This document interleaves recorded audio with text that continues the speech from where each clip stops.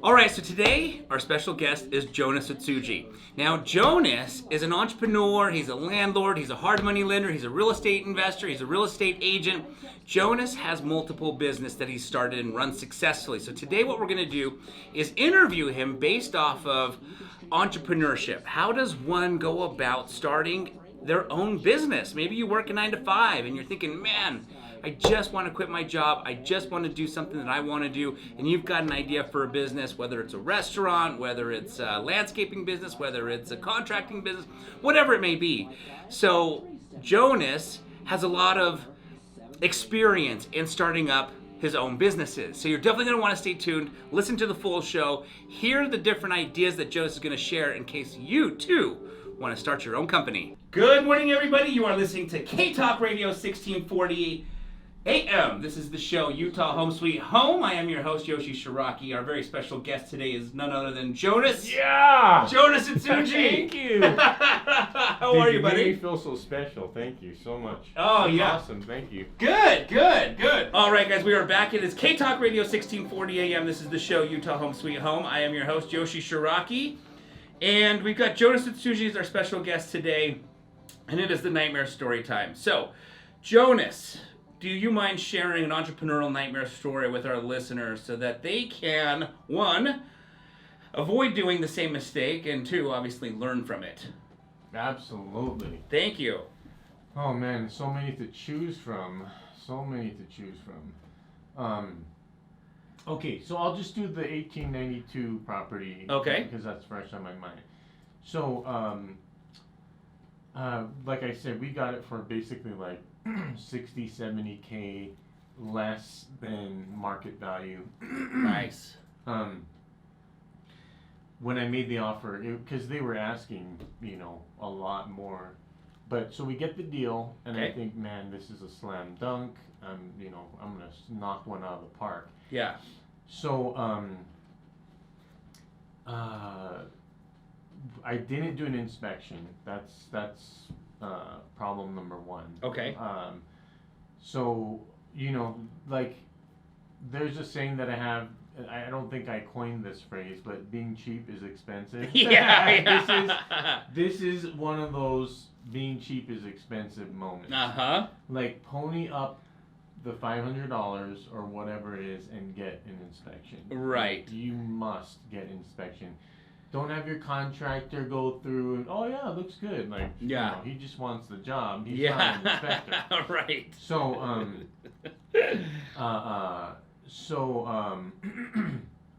so that was my first mistake. Okay. Didn't do the inspection.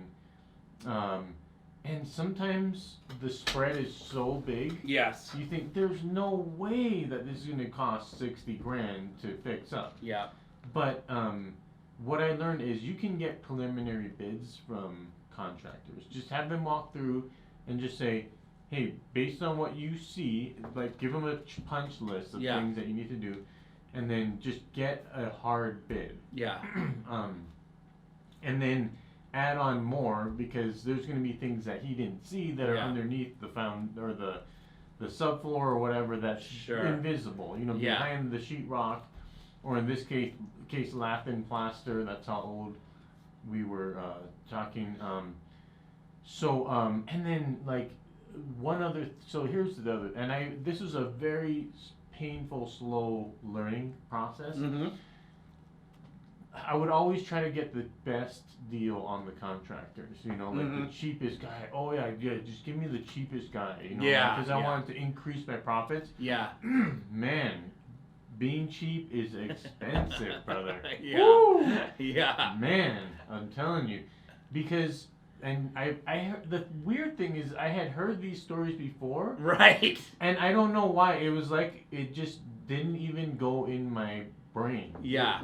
Because I remember after it happened to me, I'm like, I think I remember hearing that at a seminar. Yeah. You know what I mean? Right. And I don't know why this happens over and over in my life. But anyway, you hire some guy, and he's not licensed, which there are certain things that I still don't hire licensed people for, like painters. Yeah. You don't yeah. need a license to paint a house. Yeah. But so anyway, I go for the cheapest guy. They don't even speak English. That's problem number one. Like, Yeah. if you can't communicate what you want, that could be a problem. Right. The guy's like, oh yeah, he's this Mexican dude. He's awesome, but he doesn't speak any English. Yeah. It's like, okay, yeah, I'll hire him. Yeah. What? What was I thinking? Oh man. So then they botched the job probably because they didn't understand. Yeah. And then you gotta hire somebody else to come and fix it Right. at a higher price, and then it just cost you like twice as much. So that just kept happening over and over, and it was just not getting into the nitty gritty, Mm-hmm. and just kind of like ball parking it. Yeah. I think. Have you ever heard of the swag method? No. Some wild ass guess. Oh. Can you say that on K-Talk Radio? I think so. That's what I was doing. I was just swagging it. You know Yeah. what I mean? Like, oh yeah, that's probably about 10. That's probably about 15. Yeah. You know what I mean? Like, Yeah. as if I know. I'm not Right. even a contractor. You know what I mean? Like, what? I mean, oh man, it's just being lazy. Is Yeah. what it is. Yeah. Being lazy is also very expensive. Yes. That's been a lifelong lesson. So like just putting in the work up front Right. and getting very granular about what everything is going to cost, Yeah. and then knowing that it's probably going to cost more on top of that. Right. So just that's and the nightmare was that it was a money pit. I just kept pouring money into it, just money after money. And in the end, I ended up losing money on that deal. Got it. Yeah. So that was my nightmare story. One of many. Yes. One of many. Yeah. Yes. So now all your contractors speak only Japanese. Is that correct? Japanese and English. Yeah. Okay. If you guys missed any part of this show, you can go to our website, utahhomesweethome.com. Scroll down to the very bottom. You'll see the social media icons, YouTube, Facebook, all of that good stuff.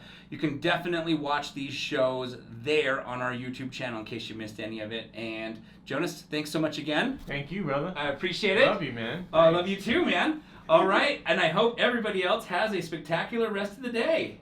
And today's plan is this tour. Sweet. Beautiful. Beautiful. Thanks, man. Okay, before we part ways, in case you have a dog or know someone else who does have a dog, I wanted to take a quick second to show you the Snap Leash. The Snap Leash can literally do so many things, and I'm going to share with you one of the many cool things that it can do. As you can see, the Snap Leash is designed with 2 swivel hooks, one on each end. This end has a cushion stitched into it to make it comfortable when walking your dog. Now, all you have to do is take this swivel hook, put it into this very first grommet, and now you've got your handle. Okay, so now let's imagine you're at the park and you want to secure your pet quickly, safely, and easily to a park bench, a tree, or a pole because you just want to sit down and relax. Well, all you need to do is take this swivel hook, remove it from the very first grommet, wrap this leash around any size tree or pole or park bench, and put it into the appropriate grommet, and now you have secured your pet quickly, safely, and easily. And when it's time to head home, another great feature about the Snap Leash is you can simply wrap it around your waist for hands-free walking. Lastly, if you ever accidentally forget your waist bags at home, these grommets make a great place to fasten the waist bags so you never leave home without them. And if you want to see all of the other cool things that the Snap Leash can do, then please just click on the link below and find out why so many others are falling in love with the Snap Leash.